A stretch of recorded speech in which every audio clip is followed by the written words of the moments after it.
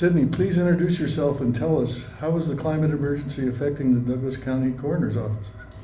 Thank you for having me here, Charles. My name is Sydney Ludwick, as you said. I'm a biologist. I am the chair of Young Democrats of Douglas County, and I am the Democratic candidate for county coroner. So with climate change and the climate crisis that we are experiencing, we can expect the coroner's office to actually be more busy due to an increased prevalence of illnesses and possible deaths taking place here in Colorado. But one thing that I want to address with the climate change in the coroner's office is how we can make a huge impact on this. And some of this would be to have more biologically friendly and more green burials for the citizens of Douglas County, and we could do that by educating all of the citizens on what that would look like, such as using pine wood for caskets instead of the more endangered wood that we typically use, and using less metals that we have to mine out of the earth. We also want to move away from cremation, as that's typically not as environmentally friendly as burials.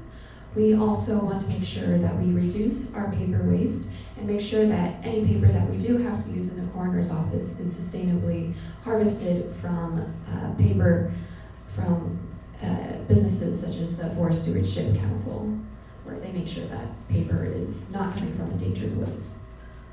What do we see every day linking the health of the environment to public health and the economy?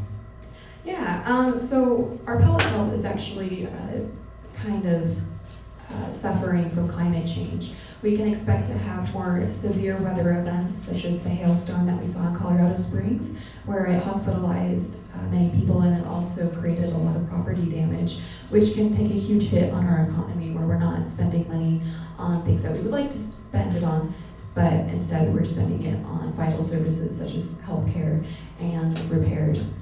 We can also see increased prevalence of drought, which would lead to fires. And after the fires, if we have a rainstorm, we can also see flooding. So that would take a huge hit on property values as well as the health of our citizens, where they could possibly perish in a fire. How do we assure science has authority over special interests in developing public policy?